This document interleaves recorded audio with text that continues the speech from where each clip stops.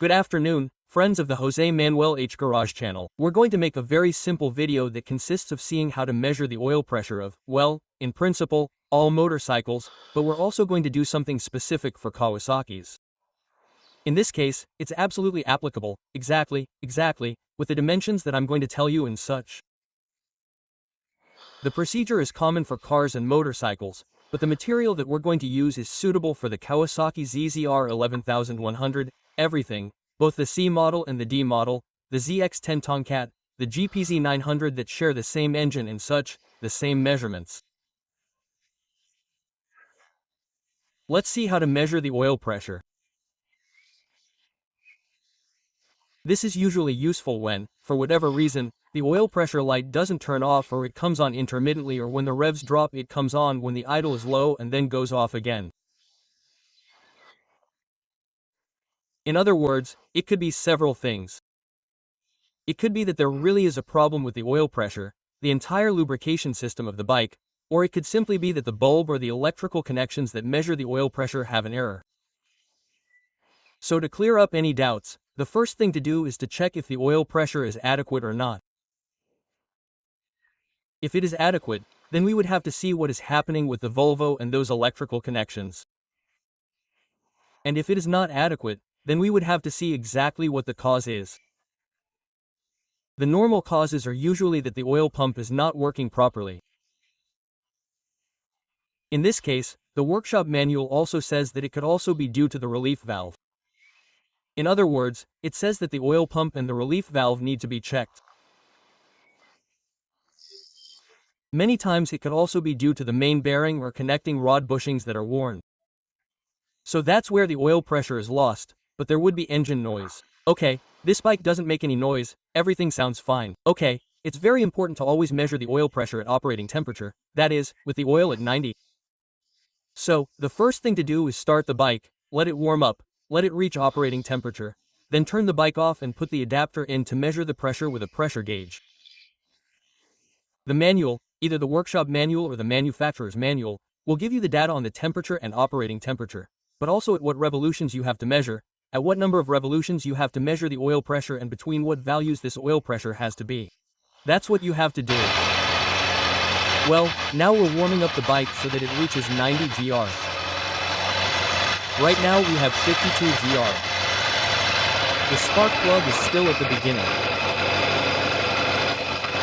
Nothing, I'm going to rev it a little bit so that it reaches temperature, and when it reaches 90 GR we'll take the measurement.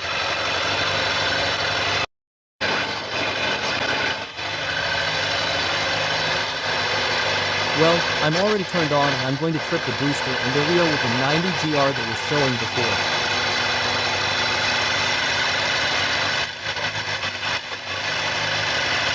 But it always depends on where you cut it. Okay, now that this fan is turned off, we are at operating temperature. So now we stop the bike, and now I will tell you how to make the device. We have made this. It is a pressure gauge and an adapter. It does not have, okay? Well, we have already turned off the bike to place the adapter with its corresponding pressure gauge, and that's it. Later I will explain how to build this oil pressure gauge. On this model of bike, it is measured in this screw here, okay? It is a screw, it is a 17mm socket. You have to be careful to put on gloves because a little bit of oil will come out and hot oil will come out. Don't burn yourself until you put the adapter in, okay? Very important. So, first I'm going to release the adapter from this cable of the tube. I put the adapter in and then we put the tube in. We have removed the screw, a little bit of oil came out, and then we put the adapter in so as not to lose oil and not burn ourselves. I have put on gloves.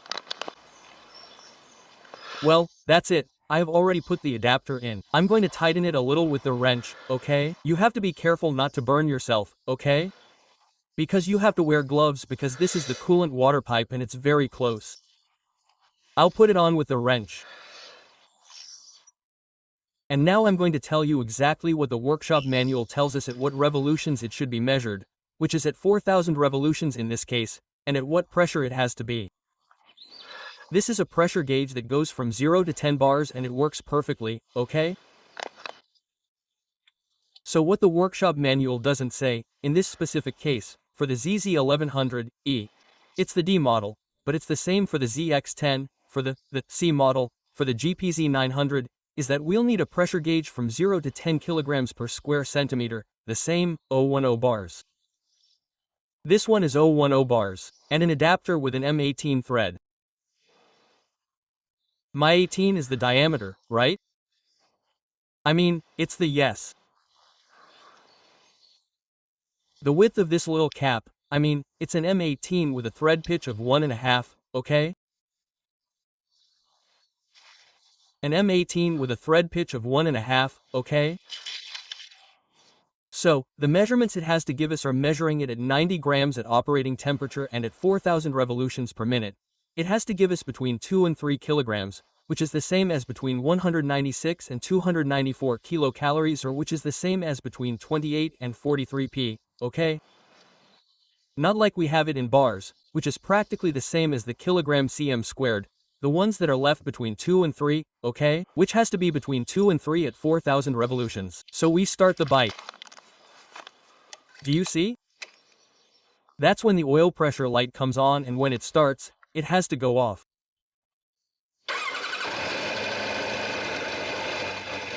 The pressure has to be correct.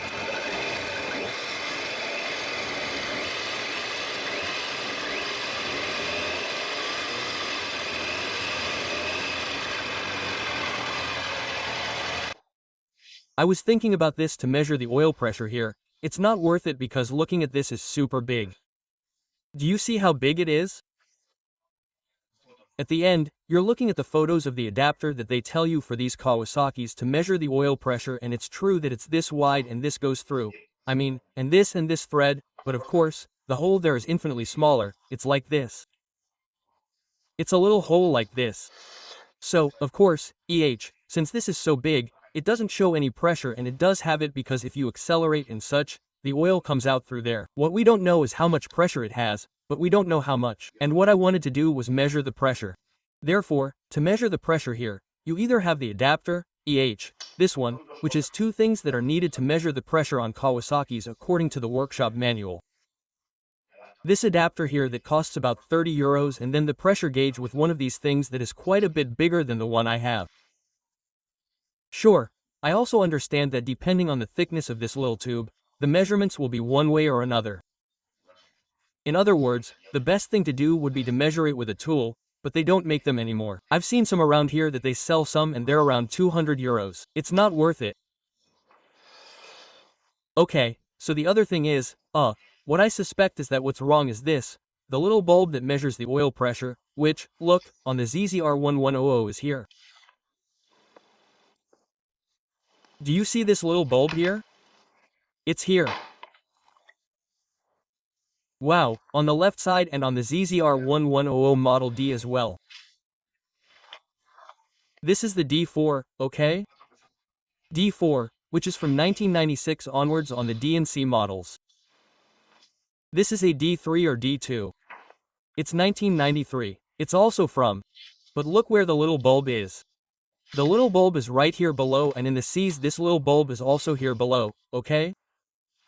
I mean, it's not in the same place. The oil pressure bulb reference is the same for the GPZ 900, the ZX10 Tomcat, the GPZ 1100, the ZZR 1100, both the C. This little bulb works for all of them, it's the same reference, so there's no problem. Since I have one to spare and at the moment I can't measure the pressure, I'm going to change the bulb. Let's see if changing the bulb solves that, okay? Because that would be the easiest thing. If the bulb is broken and there's no problem. If it doesn't solve it, you have to measure the pressure, okay? To measure the pressure, however, the best option is to measure it from the bulb, since it's easier to have one of these screws.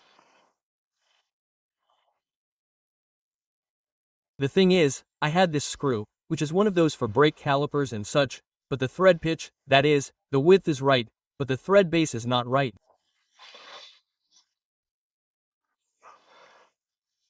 So, now I have to measure the thread pitch of the bulb. I have to measure this thread pitch, the width and the thread pitch, and buy one of these through bolts that fits. And then here at this end, this one wouldn't work either. This one is wider, It should be this wide. I'm also going to buy it to put it there. And then I put the pressure gauge on the other side and I would have to measure it from the bulb. The thing is that it's a hassle because you have to drain the oil, put the bulb in, fill it with oil, measure it, and when everything is measured, drain the oil again, change the screw for the bulb and such. It's a bit of a hassle, but anyway, it has to be done. So these are the findings. I'm going to change the bulb. However, since tomorrow is a holiday and it's closed, I won't be able to buy this thing I want to buy to measure it, and I'm going to see if changing the bulb alone will fix it. If that doesn't fix it, I want to measure the oil pressure, no matter what. And since I can't do it from above, I'm going to do it from below. Well, I hadn't recorded it until now, but I wanted to show you why I'm trying to measure the oil pressure, because look what it does to me is that it does it very randomly. Look, you see that it turns on there from time to time, it turns on and off.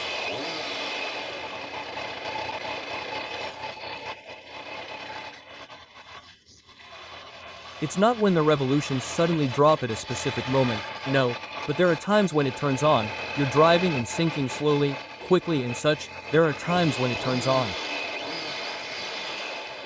What's more, normally when you drop the revolutions for a little while, it turns on and sometimes it turns on more and sometimes it turns on less. I don't like that at all because it makes me very insecure. I don't know what's going on. So, I don't know if it's simply an electrical fault, a bad contact, or if there really is a lack of oil pressure at some point. The lack of oil pressure could be due to the oil pump or the relief valve. It could be very specific, the connecting rod bearings, but the engine would make noise and the engine sounds great. Or what I suspect is a more electrical issue, okay?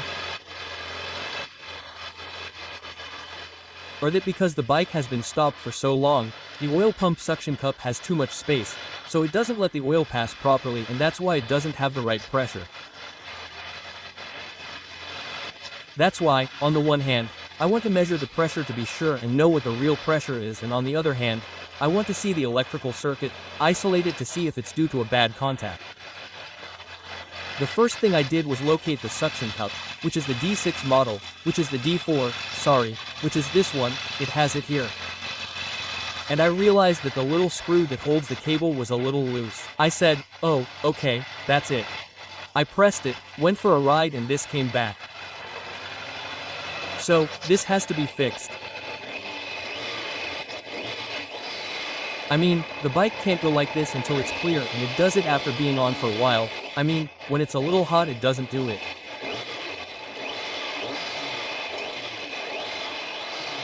Do you see? There. Well, that's what I want to fix. Look, since one of the things I really want to measure is to see if it's true that the bulb, I changed the bulb, I've already put in a second bulb and I got the oil pressure bulb, okay? Which is here.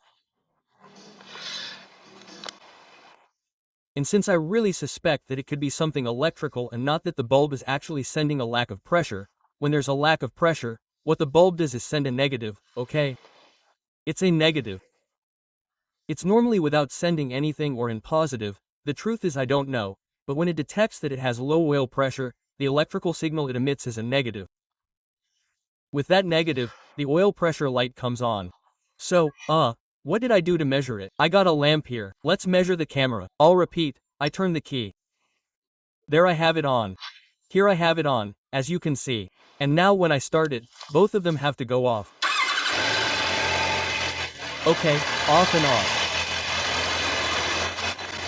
If it were a case of, as I might suspect, something in the instrument panel that is making bad contact, or some bad signal that goes from the instrument panel to here, some bad contact, what I want to see is if, when the light comes on here, it also comes on down here, which is directly taken out by the bulb. And it happens that it also comes on down here where the bulb comes on. The entire installation is fine and the panel is fine. And so it is true that indeed there is a moment when it comes on due to lack of pressure, and that is what we are going to see. So, when it comes on here, it has to come on there if it is really the pressure. And if it comes on here, but it does not come on here, it is an electrical issue. Let's see if it comes on. There it comes on and there it comes on. You have not seen it, but I have seen it. Let's see if I can do it. I wanted it to come on there, and there. Do you see? Every time it comes on here, it comes on there. I have a problem with a lack of oil pressure because that's what the bulb is sending me. Unless both valves are bad, but it would be very suspicious if both valves were bad, but it's not something with the electrical connection. Okay, I've already cleared up an important doubt. So, either the water pump, or the oil pump, or the relief valve or the suction cup. That's right. Look, another important thing that's good for you to know for those who don't know is if you don't have a sensor, one of these oil pressure bulbs to swap it like I did and it still gave me the same problem. Therefore, I've ruled out that it's neither a sensor nor a wiring problem based on the tests we've done, but this bulb can be tested and it can be tested quite easily. If everything is positive, it means that in principle it's not broken, although it can't be 100% certain.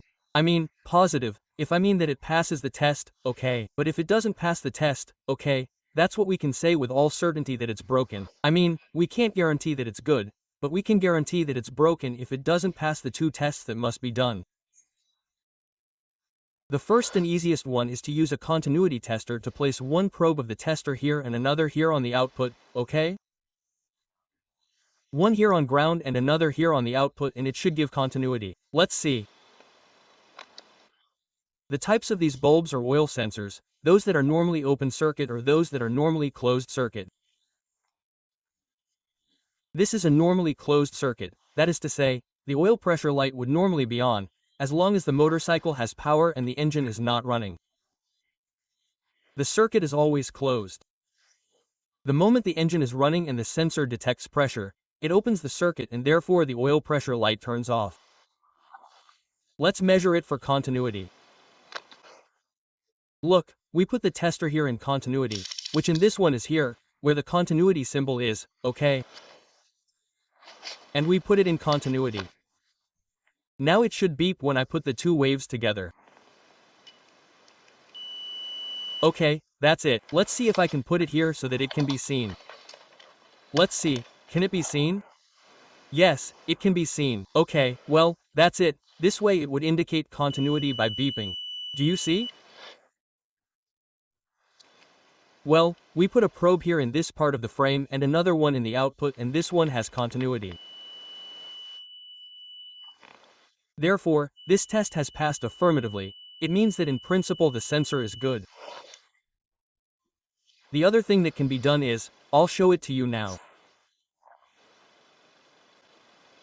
Look, and the other thing that can be done is this. I'll leave it like this. Do you see? I have to tighten it. Do you see? It's beeping because I'm doing the same test as before. Okay? And now if I pass air through this little hole, which is where I should measure the oil pressure, I pass it under pressure, okay? With this air pressure gun. There's the gun.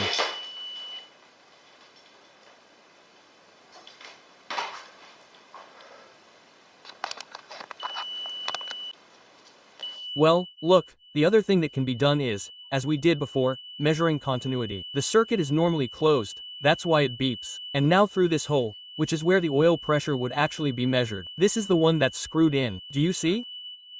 If I now pass it air pressure, it should shut down, that is, it should open the circuit. If when I give it air pressure it opens the circuit, that is, it shuts down, it means it's working properly. Do you see how it shuts up?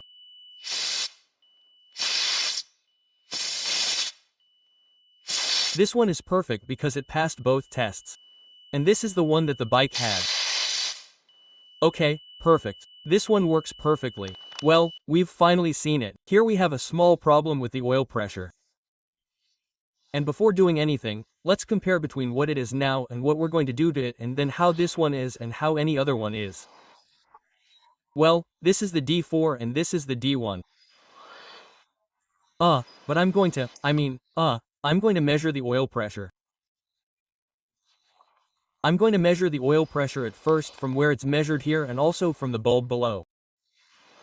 So I'll have to extract the oil, the whole measurement, I don't care, and I'm going to measure it cold and hot. I just got this gauge, the pressure gauge. And that's why I bought it.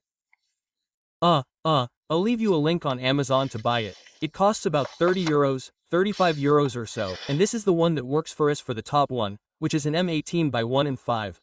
This one, the 10, M18 by 1 and 5. So, that's it. I'm going to open it up and I'm going to measure. Well, look, in this one below cold and idling at 1000 revolutions.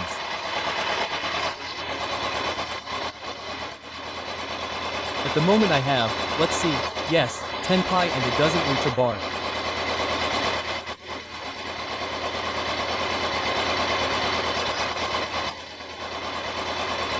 $750, 0.750 bars when cold. Look, it's warming up a little bit. I'm still at 1000 revolutions per minute and there's barely any pressure. When it's warming up, it barely gets any pressure.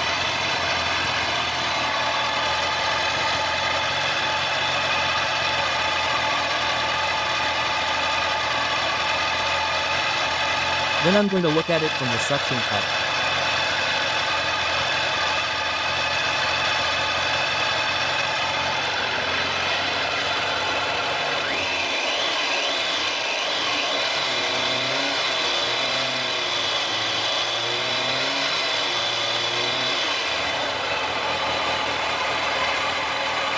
The fan has already tripped and now we have to test it at 4000 revolutions per minute. I'm going to turn it on at 4000 revolutions per minute.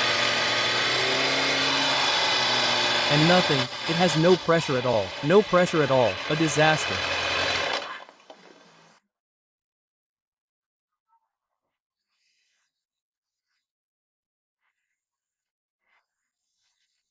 Oil that has to be measured, the oil pressure has to be between 2 and 3 kilograms or between 28 and 43 psi at 4000 revolutions per minute and with the engine oil temperature at 90 C. Well, on this bike the cold from the cold is already giving out.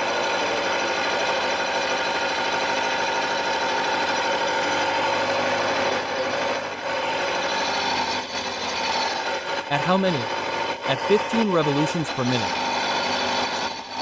It's giving me 2 bars and 30 P6. 2 bars and 30 P6. Or dead, 15 revolutions and cold. Let's wait for it to warm up. And we have said that it has to be at 90 C between 2 and 3 kilograms or between 28 and 43 pounds at 4000 revolutions.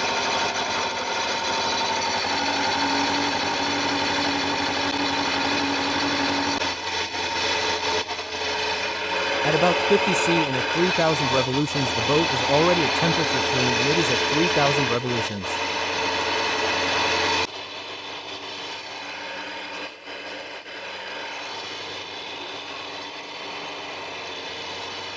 At 3000 revolutions it marks 30 and 2 of something would have to put it at 4000 revolutions.